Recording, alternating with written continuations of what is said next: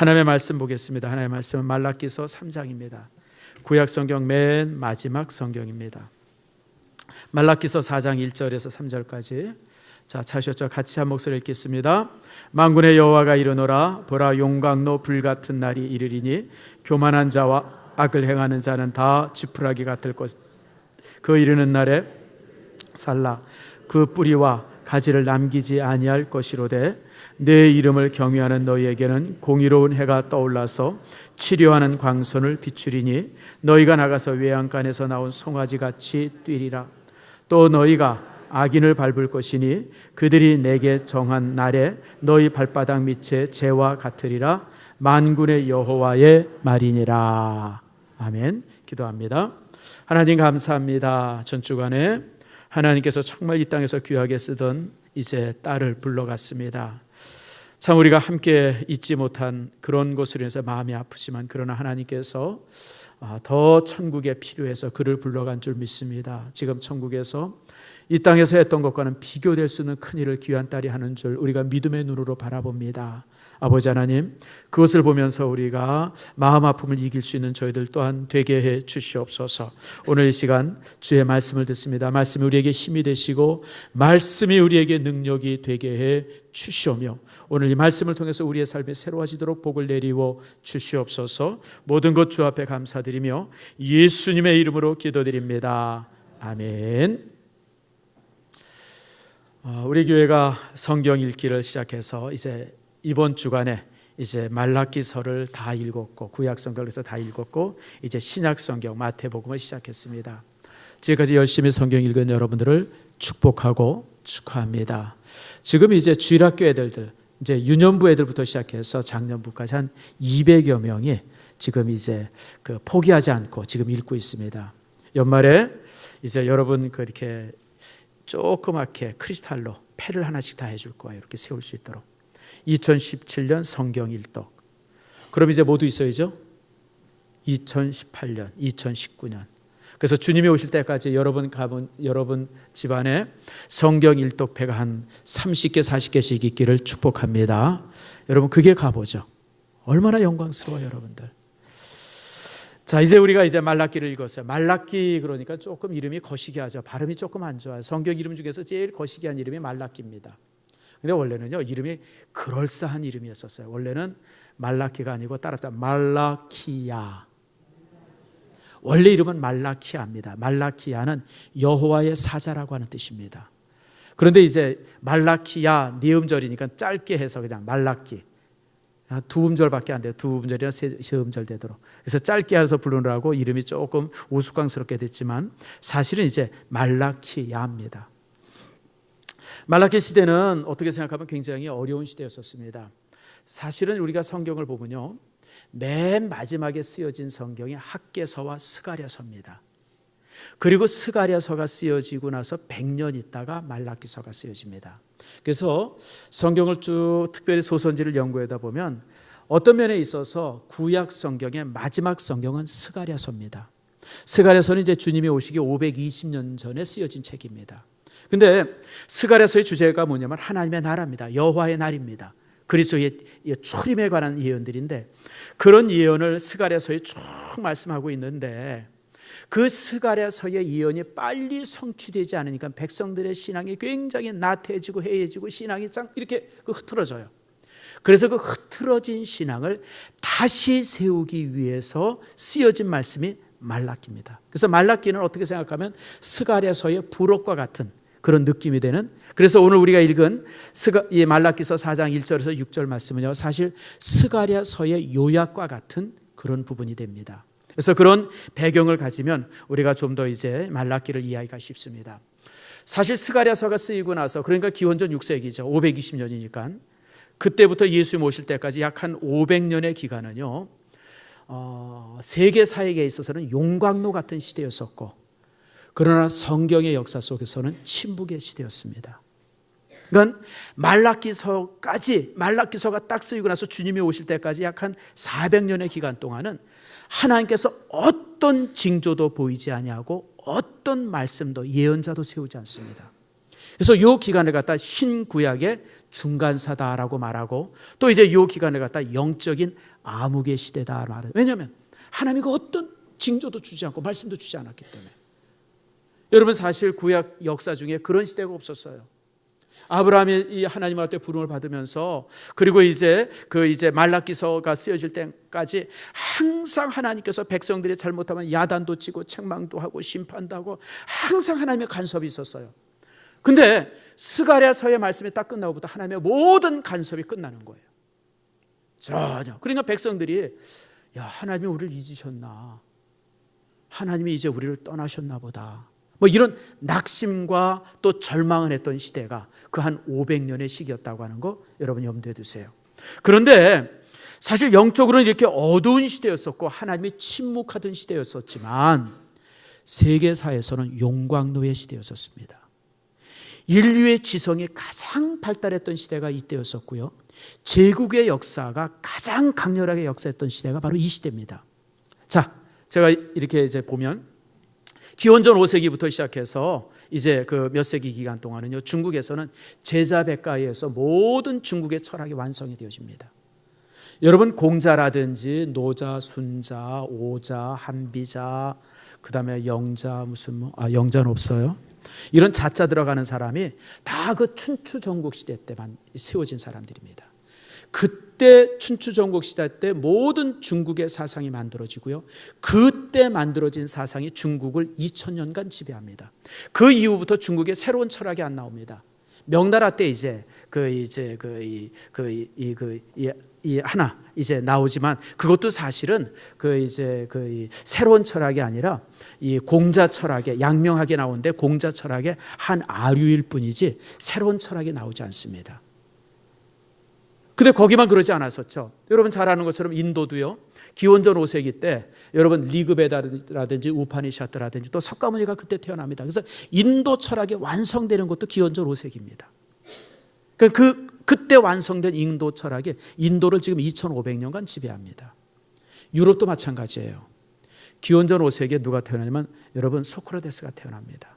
물론 그 이전에도 철학자들이 있어. 탈레스라든지 무슨 아다나고라스라든지 이런저런 있는데 실제 이 그리스 철학은 바로 이제 소크라테스와 플라톤과 아리스토텔레스에 의해서 완성이 되어지는데 사실 그때 완성되어지는 여러분 이 유럽의 철학을 넘어선 철학이 그 이후에 세워지지 않습니다. 칸트라든지 헤겔이든지 유명한 철학자들도 있지만요. 사실은 2500년 전에 만들었던 그 철학의 답습이지 새로운 철학은 만들어지지 않습니다. 그런 정도로 인류의 지성이 가장 왕성했던 때가 기원전 5세기부터입니다. 그때부터요. 근데 제국의 역사도 똑같았습니다. 여러분, 진나라가 중국을 통일한 게 기원전 3세기 아닙니까? 이 기원전 BC 2220년인가요? 그때 진나라가 중국을 통일합니다. 그 전까지는요, 전국시대예요. 중국이 수십 개 나라로 갈라져서 서로 매일 싸웠는데 진시황에서 중국 전체가 통일됩니다. 근데 나라만 통일합니까? 도량형도 통일하죠. 문자도 통일하죠. 학문도 통일하죠. 이런 걸 해가지고 중국 전체가 통일되어졌고요. 그때부터 통일된 중국은 2200년이 지나도록 항상 통일왕국으로 존재합니다. 물론 그 중간에 무슨 5호 16국 세자라든지 무슨 요나라 무슨 이런 나라 막 쳐들어오고 막 이러지겠지만 항상 중국은 그때부터 한 나라예요. 그게 지금까지. 저도 소망이 중국이 한 6개 나라로 좀 갈라졌으면 우리나라가 참 편할 텐데. 근데 그 큰 나라, 그 큰 인구가 한 나라니까. 여러분 이거는 거대 제국이죠. 거대 제국이죠. 여러분 그것만입니까? 중앙아시아도요. 스키타이라고 하는 민족의 이렇게 발흥으로 인해 가지고 중앙아시아가 이제 새로운 제국이 되어집니다. 그래서 이제 스키타이 그 사람들은 이제 기원전 한 10세기 사람인데 그들에 의해 가지고 이제 중앙아시아의 사람들이 이렇게 세워지고 그리고 이제 아시아와 유럽이 이제 이렇게 서로 연결될 수 있는 그런 길도 만들어지기 시작하고 사실 여러분 요즘에 가야사를 많이 연구하는데 우리나라가 가야사의 유물 중에 여러분 이 스키타이 민족의 그 유물들이 굉장히 많이 발굴이 됩니다. 그게 여러분 지금 2000년 전 아닙니까? 그러니까 그 민족들이 어디까지 내려오냐면 우리나라까지 내려와서 영향을 줍니다. 실제 여러분 신라라든지 이런 주변의 여러 우리나라 고대 국가들이요 대부분 중앙아시아에서부터 이주했던 그런 그 사람들에 의해서 이제 나라가 만들어지죠. 인도도 이제 그 당시 통일왕국이 만들어지고요. 또 이제 그 중동 지역에서는 여러분 페르시아가 발흥이 되어지고, 그래서 그 유명한 페르시아 전쟁이 그때 있어집니다. 그리고 이제 이 또 유럽의 역사가 그 당시 대단합니다. 잘 아는 것처럼 여러분 이제 그리스가 이제 이렇게 나라가 되어지고, 또 마케도니아 황제였었던 알렉산더가 동방 원정을 하지 않습니까? 최초의 제국을 만듭니다. 여러분 그리스 전체, 그 다음에 페르시아, 그 다음에 이집트, 이 나라를 다 정복해서 한 나라를 만들죠. 그리고 죽음으로 인해서 나라가 이제 넷으로 갈라집니다. 여러분 그러면서 이제 그 틈에 있었던 이 이스라엘 유대 나라가 얼마나 많은 곤욕을 겪습니까? 그러다 또 세워진 나라 하나가 로마입니다. 원래 로마는 작은 도시 국가였습니다. 그러니까 제가 이제 책을 보면서 궁금했던 것 중에 하나가, 왜 알렉산더가 동쪽으로 갔을까? 서쪽으로 가서 왜 로마를 정복하지 않고 왜 동쪽으로 가가지고 페르시아를 정복했을까? 왜냐하면 그 당시 로마는 개뿔도 아니었었어요. 아주 그냥 보잘것없는 나라였었어요. 그러니까 로마는 관심에 조차, 알렉산더의 머리에는 그냥 관심조차 없었던 나라였었어요. 그러니까 로마는 그냥 제쳐두고, 그 당시 로마는 조그만 소국가였으니까. 그런데 이 로마가 점점 커집니다. 커지면서 페니키아인들과 함께 이 지중해의 패권을 위해서 전쟁을 합니다. 그게 그 유명한 포에니 전쟁이에요. 포에니 전쟁이 그 당시 이제 이 페니키아인들이 그 지중해 곳곳에 식민지를 세웁니다. 그 제일 유명한 식민지가 성경에 자주 나오는 두로와 시돈입니다. 두로와 시돈은 페니키아 사람입니다. 그리고 이제 아프리카 리비아에 식민지를 세우고, 그다음에 이제 스페인 남부에 이제 식민지를 세웁니다. 그러니까 이 세 나라, 세 곳의 식민지를 크게 세우고 지중해 전체 해상권을 이 페니키아인들이 지배를 합니다. 그러다가 로마가 이제 발흥이 되어지면서 이제 전쟁이 일어나죠. 그게 그 유명한 포에니 전쟁입니다. 거기서 이제 이 아프리카누스라고 하는 그 유명한 로마의 장군이 하니발을 물리치고, 이제 그 이 리비아라든지 이런 나라를 아주 그냥 초토화시키면서 이 이제 지중해 패권을 만들고, 이 로마가 이제 결국은 강대한 국가가 되어지면서 마게도니아를 멸망시키고 그리스를 정복하고, 그다음에 이제 페르시아와 전쟁하고, 그다음에 이제 이 터키 적 이런 데 다 점령하고, 애굽을 점령하고, 그리고 이제 페니키아인들의 이제 이 땅이었었던, 여러분 이제 아프리카 북쪽에 있었던 리비아라든지 스페인이라든지, 심지어는 이제 시저에 의해 가지고 영국까지 정복을 합니다. 최대 국가를 만듭니다. 그러니까 여러분, 하나님께서는 침묵하셨지만 세계사에서는 가장 역동의 시대가 그 500년입니다. 지성도 가장 발달한 시대였었고, 그리고 제국의 역사가 가장 아주 강렬했었던, 그리고 그때 만들어졌던 어떤 이제 모습이 지금까지 사실 다 유지된다 보면 거의 비슷합니다. 여러분, 그런 틈바구니 속에서 나라는, 세상은 그냥 막 하루가 다르게 변하고 있는데 하나님이 침묵하세요. 아무런 징조를 보이지 않으세요. 이러니 백성들이 얼마나 불안하겠어요. 아무리 기도해도 응답이 없고요. 잘했다, 잘못했다, 뭐 이런 응답이 없고. 그게 이제 스가랴서가 쓰임부터 되어졌던 그런 모습들이에요. 그러니까 한 100년 정도 지나니까 백성들이 다 이제 해이해지는 겁니다. 신앙생활 해보이 뭐해? 뭐 하겠어? 막 이렇게 이제 나태해지고 있을 때 말라기 선지자가 너희들이 그러면 안 된다. 하나님의 나라 여호와의 이 날이 곧 임할 텐데, 그게 언제인지 모르지만 너희들에게 임할 텐데 그 날을 준비하면서 살아야 된다. 그것을 말씀하고 있는 게 말라기서입니다. 그래서 여러분 말라기서를 이렇게 볼 때 이게 뜬금없이 이게 무슨 얘기일까? 그거는 그 하나님의 침묵의 시대에 백성들로 하여금 다시 경성하기 위한, 그러기 위해서 쓰여진 책이 말라기서다라고 이해하면 말라기서의 이해가 쉽습니다. 자, 그러면 이제 우리가 본문의 내용에서 우리가 봅시다. 본문의 내용, 우리가 말라기서 4장을 읽었는데요, 4장 1절부터 6장까지의 말씀은 스가랴서의 요약입니다. 스가랴서의 주제가 뭐라 그랬죠? 여호와의 날입니다. 하나님께서 이제 여호와의 날, 하나님의 날, 이제 메시아가 이 땅에 오시는 그런 날을 주시는데, 그때가 되어지면 심판도 되어지고 구원도 되어지고 이런 것이 스가랴서에 가득 차가 기록되어 있는데, 그 스가랴서에 기록된 것은 아주 요약한 부분이 말라기서 4장입니다. 자, 1절을 한번 읽어봅시다. 시작. 만군의 여호와가 이르노라. 보라, 용광로 불같은 날이 이르리니 교만한 자와 악을 행하는 자는 다 지푸라기 같을 것이라. 그 이르는 날에 그들을 살라 그 뿌리와 가지를 남기지 아니할 것이로되. 개역성경에는요, 개역성경은 어떻게 되냐면 여러분, 풀무와 같은 날이 이를 것이고, 그 다음에 또 이제 지푸라기가 아니라 초계와 같이 다 살을 것이다, 이렇게 기록이 되어 있죠. 사실 그 말이 훨씬 우리에게 익숙한데, 이게 뭐냐면 여호와의 날이 임하면 그런 엄청난 심판과 재앙이 닥칠 것이다. 사실 그랬죠.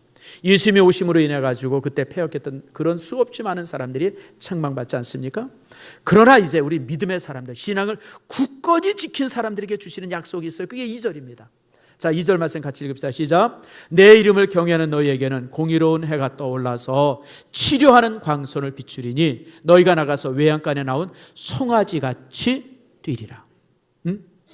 그러나 그런 시대에 주님이 침묵하고 있다고 해서 방종하지 아니하고 끝까지 믿음을 지킨 사람들에게는 그때 그들의 삶 속에 여호와의 날에 공의로운 해가 떠올라서, 공의로운 해는 누굴 말하죠? 예수 그리스도를 말합니다. 주님은 빛 되신 분이에요. 요한복음 1장 말씀에 보면 여호와께서, 하나님께서 예수님에 대해서 뭐라고 말씀합니까? 이 땅에 뭐가 왔다고요? 빛이 왔다. 무슨 빛? 생명의 빛이 왔다. 예수님이 생명의 빛이에요. 그래서 요한복음 1장 말씀은 사실 말라기서 4장 말씀과 연결이 되어집니다. 생명의 빛으로 이 땅에 오시지 않았습니까? 그런데 그가 오면, 그가 와서 너희들에게 치료하는 광선을 비치리니 너희가 나가서 외양간에서 나온 송아지같이 따리라. 여러분, 치료하는 광선. 종종 저도 그렇고 많은 목사님들이 치료하는 광선을 가지고 설교할 때, 자, 우리가 이제 암 걸리고 그럴 때 방사선 치료하지 않느냐, 뭐 그런 것 같다, 뭐 그렇게 종종 설교할 때가 있어요. 맞기도 하고 조금 아니기도 해요. 여러분, 여기에 치료하는 광선이라는, 이 광선이라고 하는 말은 히브리어로 마르페라고 합니다. 따라합시다. 마르페. 마르페라고 하는 뜻은 뭐냐면 사실은 광선이 아니라 날개입니다. 날개. 의로운 해가 딱 뜨는데 의로운 해 속에서 치료하는 날개가 딱 펼쳐져서 너희들을 감싸게 되어질 것이다. 이걸 좀 더 의역해가지고 치료하는 광선이라고 번역이 된 겁니다. 그래서 여러분, 직역을 하게 되어지면 어떻게 되어지면 의로운 태양이 높이 떠오르면 그 태양으로부터 이제 치료하는 날개가 너희들을 품어주게 될 것이다, 그런 뜻이에요. 이 말씀이 좀 더 정확하게 나와 있는 곳이 어디냐면 창세기 1장 2절입니다. 따라합시다. 하나님의 신이 수면 위에 운행하시니. 자, 거기 보면 하나님의 신이 수면 위에 운영한다. 그 운행이라고 하는 말이 마르페입니다. 날갯짓입니다. 날갯짓. 근데 우리는 생각할 때, 그게 태초에 온 우주가 혼돈하지 않았습니까? 카오스 상태죠. 거기는 시간도 없고 물질도 없고 그냥 모든 것이 뒤섞여 있는 시대였었는데, 그 혼돈의 시대에 그 우주를 하나님의 신이 운행한다 그러니까 하나님께서 뭐 우주선 타고 다니듯이 그냥 왔다 갔다 하셨나 보다, 그렇게 생각하는데 그게 아니에요. 뭐냐면 그 혼돈의 우주를 하나님께서 이 암탉이 결안을 품듯이 딱 품에 안고 있었다는 거예요. 딱 품에 보존하고 있었다는 거예요. 그러면서 뭐가 일어난 것이요? 창조의 역사가 일어난 거예요. 그러니까 치유의 광선이라고 하는 것은 다시 말하면 하나님께서 우리를 보존하시는, 우리를 치유하시는 그런 어떤 그 보존의 날개, 치유의 날개짓이다라고 하는 거 여러분 기억하세요. 그러므로 인해 가지고 이제 치료를 받는데, 치료를 받음으로 해서 우리가 외양간에서 나오는 송아지같이 뛴다, 이렇게 말씀합니다. 여러분, 치유의 광선은요, 하나님의 그 치유의 능력, 이 붙드심의 능력은요, 우리의 육신을 치료하고 우리의 영혼을 치료하며 또 세상을 치유하죠. 우리가 선교사님이 돌아가셨지만 저는 선교지를 갈 때마다 복음의 역사가 얼마나 놀라운 줄 알아요. 여러분, 복음이 들어가면 제일 먼저 살아가는 게 무지가 사라집니다. 무질서가 사라집니다. 패역함이 사라집니다. 그래서 처음 선교지사가 들어갈 때 이렇게 저도 가서 보면 아이고 여기서 어떻게 사나 막 그런 생각이 들어요. 근데 그 선교사가 5년 있고 10년 있고 15년 있으면요, 그 주변이 바뀝니다. 놀랍게 변화되어져요. 이게 단순히 선교사는 복음만을 증거하는 것이 아니라 생명을 증거하기 때문에 그래요.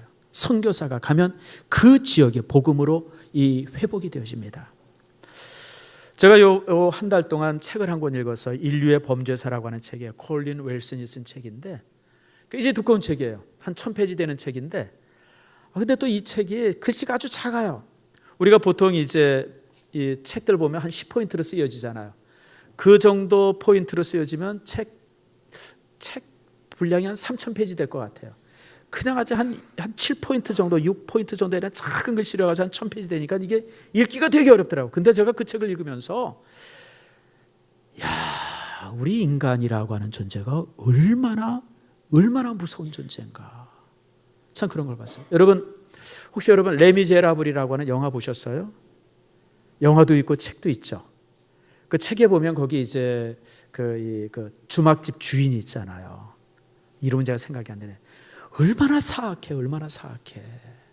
그냥 애 데려다가 학대하고, 그리고 장발장이 와서 애 데려갈 때 그냥 코제트 데려갈 때 막 많은 돈 요구하고, 또 로마 이제 이렇게 파리에 왔는데 파리에서도 코제트가 어디 거하는 거, 장발장이 어디 가는 거 아니까 거기 훔치려고 사람들이랑 이렇게 모여가지고 이 강도짓 하려고 막 계획하고.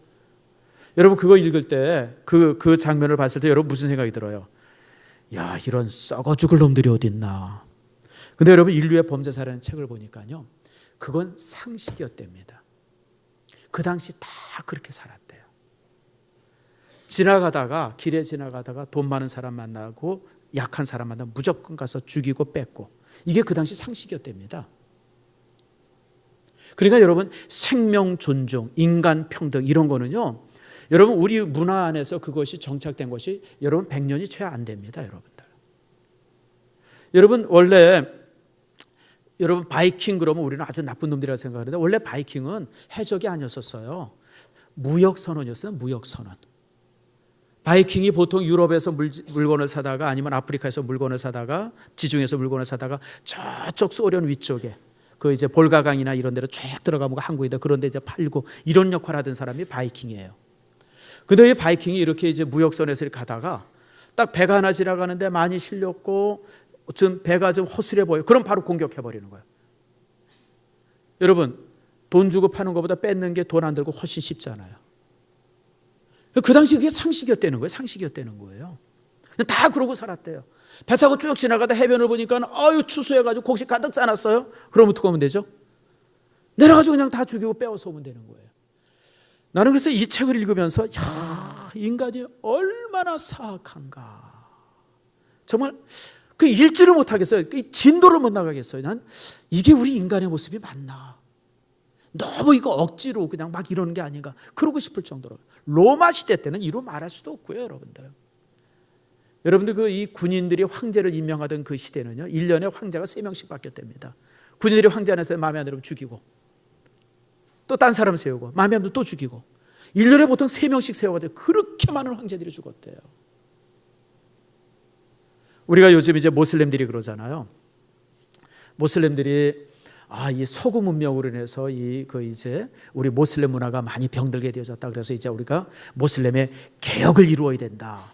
이게 이제 요즘 모슬렘들의 어떤 그 주류를 이루고 있는 모슬렘의 어떤 그 정통주의예요. 그 이제 와하이즘이라고 그러죠. 그런데 여러분 모슬렘들이요, 모슬렘의 역사를 이렇게 읽어보면요, 모슬렘은요 마호메트가 죽고 나서부터 얼마나 서로 싸우고 죽이는 줄 아세요? 이 모슬렘들이 크게 두 파가 있습니다. 순니파와 시아파. 근데 여러분 이 순니파 시아 간에 서로 간에 얼마나 살인들을 많이 하는지요. IS가 여러분 대표적인 거예요. 여러분 IS가 서구 문화랑 싸우는 사람들이 아니라 순니파에서 나온 술탄 제국을 세웠다 했는데 이들의 궁극적 목표는요, 시아파 사람들을 다 멸하는 거예요. 이해가 되시죠? 그래가지고 여러분 이 IS는요 실질적으로 서구 사람이 싸우는 게 아니라 여러분 모슬렘들이 그렇게 싸우는 거예요. 시아파 순니파 사람들이 싸우는 거예요 지금. 저는 특별히 여러분 마르코 폴로가 쓴 동방경문록에 보면 무슨 사람이 나오냐면 산중노인이라고 하는 말이 나와요. 산중노인. 멋있죠? 산에서 사는 노인. 얼마나 괜찮아요. 근데 이 산중노인이 뭐냐면 이스마엘 파라고 하는 이 사람들의 무리들입니다. 이스마엘파가 뭐냐면 암살단들이에요. 암살단들. 여러분, 모슬렘들에게는 이 암살단들이 있었어요. 그래서 어떤 식으로 교육하냐면 10대들 데려다가 훈련을 시켜요. 10대들을 훈련을 시킨 다음에 어느 정도 나이가 들고 이제 쓸만하다 싶으면 약을 먹입니다. 약을 먹여서 재워요. 재우고 한 궁에 데리고 가요. 그 궁은 천국과 같은 곳이에요. 그냥 술이 가득 차고 먹을 게 가득 차고 또 이쁜 여자들이 그냥 수십 명이 가득 차가지고 한 3일 동안 그냥 온몸으로 섬겨요. 완전히 천국의 삶을 살아서 안 그래요? 천재. 그리고 3일이 지난 다음에 다시 약을 먹여요. 그리고 데리고 나와요. 뭐라 그러냐면 네가 천국에 살아보지 않았냐.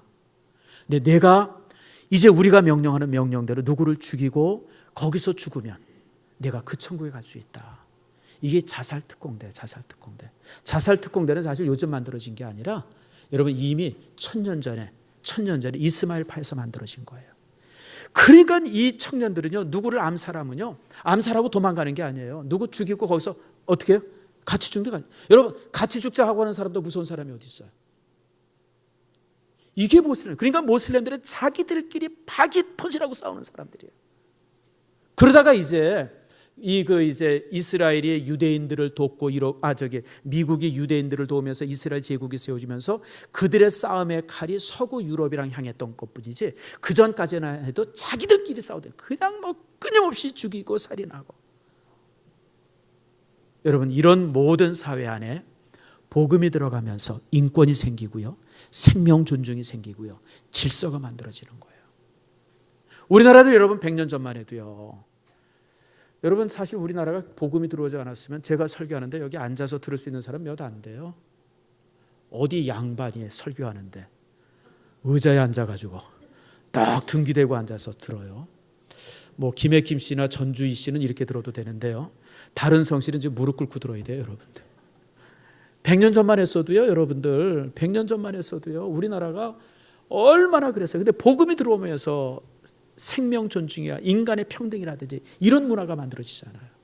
그래서 여러분, 그리스도의 복음은 여호와의 날이 임할 때 이곳에 여러분 이처럼 치유의 역사가 나타나요. 여러분, 질병이 치유되어지고 영혼이 치유되어지고요, 그리고 세상이 치유되어져요. 이걸 우리가 지금 확실히 보잖아요. 얼마나 인간이 놀랍게 치유되는지는 여러분 역사를 보세요. 얼마나 역사에 잔인함이 많았습니까? 그렇게 수없이 잔인함이 있었던 모든 역사 속에 복음이 들어가면서, 물론 예수 믿는 사람들도 잔인한 사람들 많았죠. 근데 사실은 복음을 제대로 몰랐던 사람이에요. 그리스도를 제대로 몰랐던 사람, 종교를 이용했던 사람들은 참 그랬지만, 그러나 정말 복음 속에 있었던 사람들은 세상을 바꿉니다. 그렇죠? 여러분, 그렇습니다.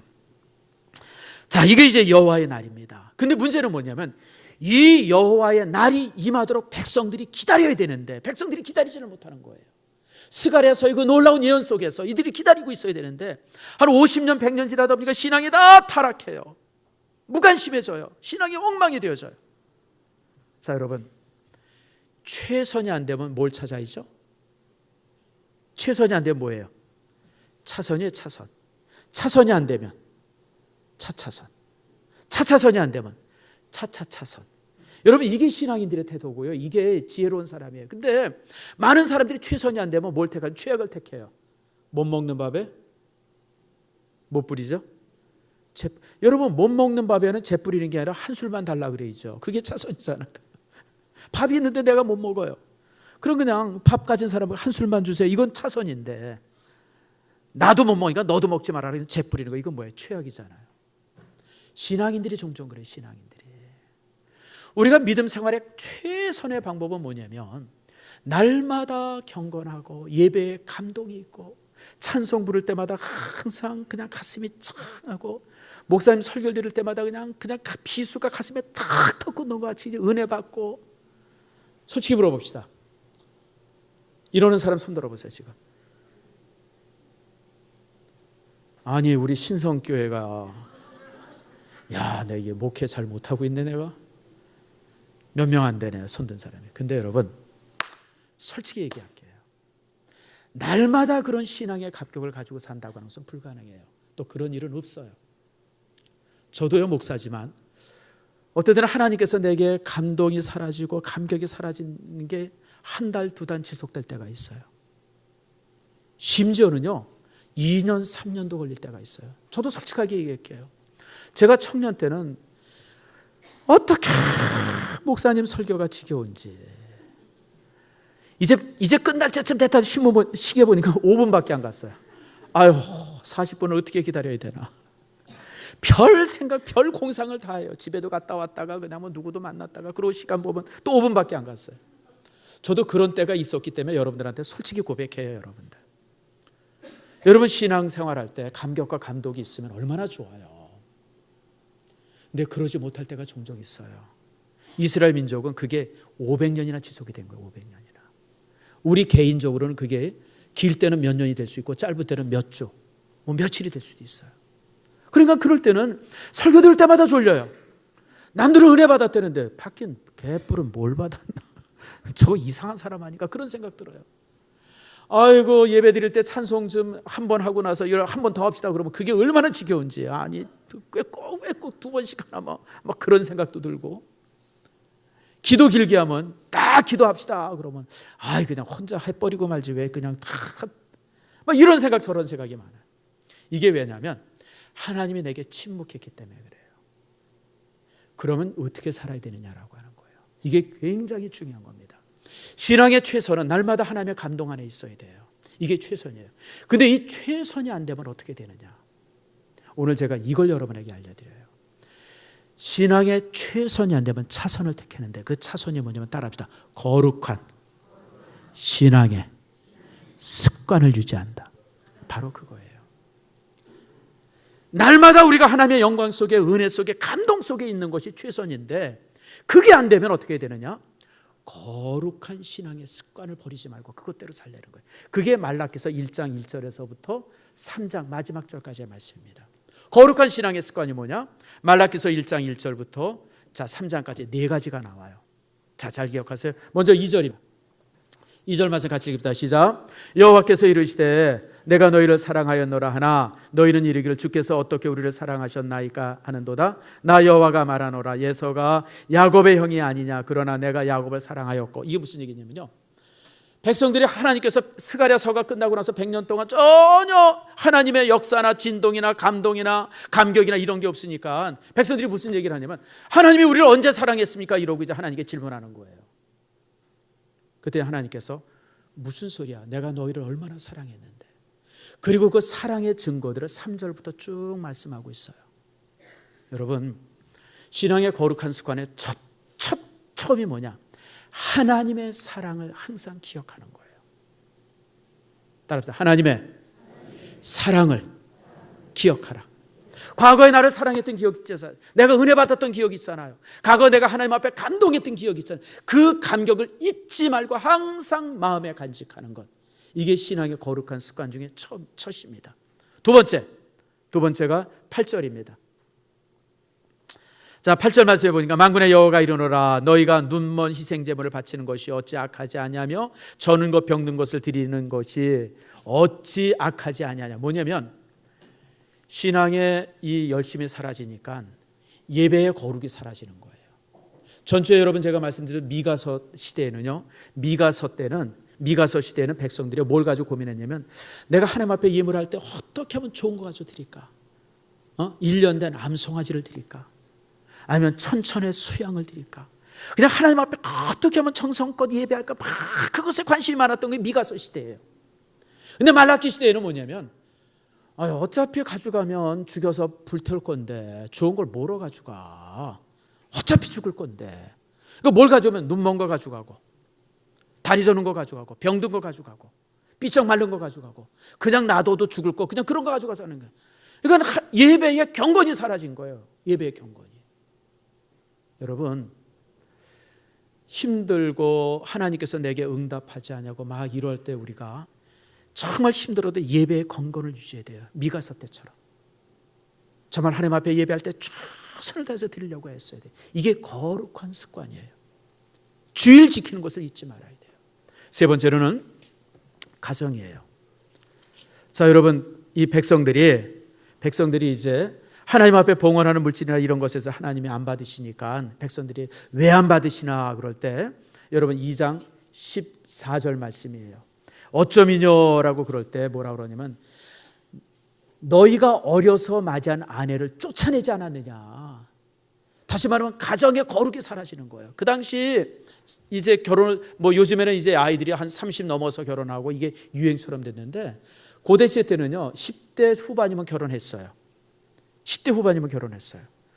그러니까 한 10년 20년 살다 보니까 이렇게 아내를 보니까 주름도 많이 생기고 흰머리도 생기고 이게 지금 거식이에요. 이건 쫓아내버려요. 그리고 누굴?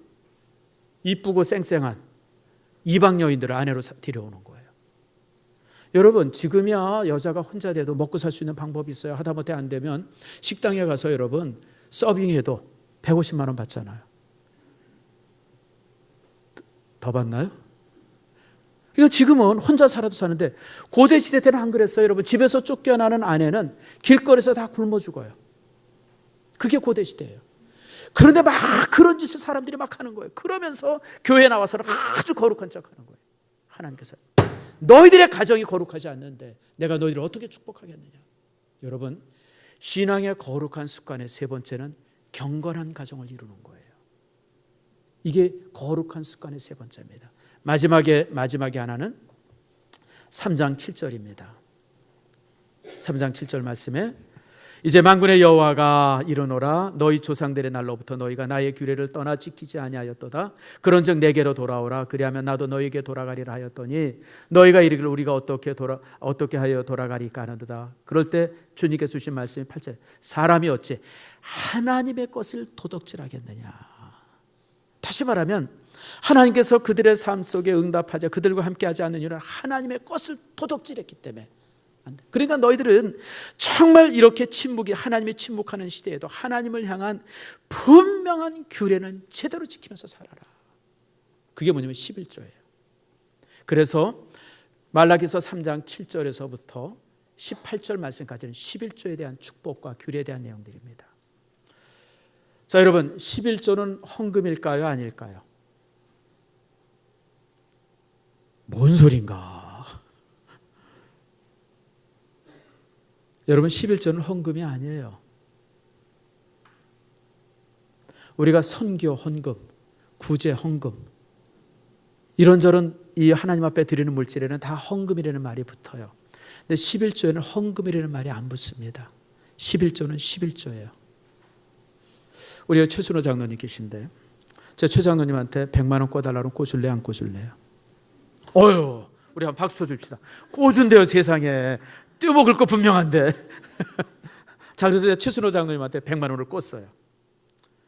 꾸고 나서 내가 100만 원을 딱 다시 돌려줘요. 돌려줄 때 누가 고마워요? 내가 고마워요? 최 장로님이 고마워요? 둘 다 고맙죠. 근데 내가 더 고맙죠. 왜냐면 내가 힘들 때 꿔서 잘 쓰고 돌려주니 얼마나 고마워요. 그리고 내가 갚은 거지 내가 준 거 아니잖아요. 근데 오늘 내가 최 장로님 마음에 들어서 100만 원을 탁 줬어요. 장로님 내가 참 장로님 마음에 드네. 100만 원을 탁 줬어요. 이건 최 장로님이 고마워요 안 고마워요? 여러분도 한번 날 줘보세요. 내가 얼마나 고마워하나. 여러분 이건 주는 거예요. 헌금은 뭐냐면 헌금의 의미는 내가 가진 것을 하나님께 드리는 거예요. 그래서 그건 헌금이에요. 감사 헌금, 내가 가지고 있는 거 감사해서 드리는 거잖아요. 여러분 또 이제 또 선교 헌금, 선교를 위해서 내가 가지고 있는 것을 선교로 드리는 거. 그래서 이건 다 헌금이에요. 또 이제 건축 헌금, 이런저런 제목의 헌금들은 다 헌금이에요. 11조는 헌금이 아니에요. 왜 헌금이 아니면 하나님의 것을 하나님께 드리는 거예요, 여러분들. 내가 가진 물질 중에 하나님의 몫이 있어요. 그 몫이 얼마예요? 10분의 1이에요. 그것은 내 게 아니고 누구의 것이에요? 하나님. 그래서 11조는 헌금이 아니에요. 11조는 하나님의 것을 하나님께 드리는 거예요. 성경에 11조가 둘이 있어요. 제가 항상 말씀드리지만 첫 번째 11조는 10분의 1이에요. 두 번째 11조는 11조를 3번 할 때마다 한 번 더 11조 하게 돼 있어요. 그것은 빈자를 위한 11조예요. 가난한 자를 위한 11조예요. 고아나 과부를 도와주는 거예요. 그래서 우리가 한 달을 30일 일하잖아요. 우리가 30일을 일하면 3일은 누구의 것이에요? 3일은 누구의 것이에요? 하나님의 것이에요. 11조. 30일을 일하면서 하루는 누구의 것이에요? 하루는 가난한 자의 것이에요. 내게 아니에요, 여러분들.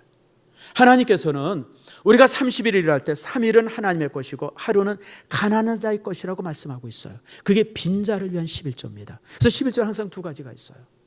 너희들이 이것이 바로 하나님의 것인데 이런 하나님의 것을 하나님께 돌리지 않고 도둑질하면서 무슨 은혜의 얘기를 하고 무슨 믿음의 얘기를 하느냐라고 하는 거예요. 성도 여러분, 그렇습니다. 여러분, 하나님께서는요 11조를 회복하기를 위해서 또 11조라고 하는 것이 얼마나 우리 신앙에 소중한가라고 하는 것을 우리에게 말씀해 주십니다. 말씀을 맺습니다. 여러분, 우리가 날마다 은혜를 받고 날마다 감격 안에 사는 것은 참 소중합니다. 내게 날마다 되는 사람은 아무도 없어요. 다 신앙 안에는 슬럼프가 있고요. 또 하나님께서 내게 침묵하신 것 같은 그런 기간들을 다 갖게 되어져요. 그럴 때는 어떻게 하라고요? 신앙의 거룩한 습관으로 사는 거예요. 신앙의 거룩한 습관은 네 가지에 따라합시다. 경건한 예배, 하나님의 사랑에 대한 기억, 경건한 예배, 거룩한 가정, 11조. 이 네 가지가 거룩한 신앙의 습관이에요. 이 거룩한 습관을 가지고 살면 다시 하나님께서 내게 또 은혜를 주셔요. 축복을 주세요. 그럼 그 축복 안에서 또 살아가는 거예요. 뭔가 또 이제 하나님의 은총과 은혜가 내게서 좀 떨어진 것 같다. 그러면 이 거룩한 습관으로 다시 살아가는 거예요. 이게 신앙의 최선과 차선이에요. 여러분이 그런 신앙 갖기를 축복합니다. 기도합시다. 하나님 감사합니다. 축복하시고 오늘 이 시간 신앙의 거룩한 습관을 함께 나눕니다. 우리가 은혜 받고 사랑받으면 더 감사하지만 그렇지 아니할 때 종종 주님께서 내게 침묵할 때는 신앙의 거룩한 습관을 가지고 우리가 살아가는 저희들 되게 해 주시옵소서. 감사드리고 예수님의 이름으로 기도드립니다. 아멘.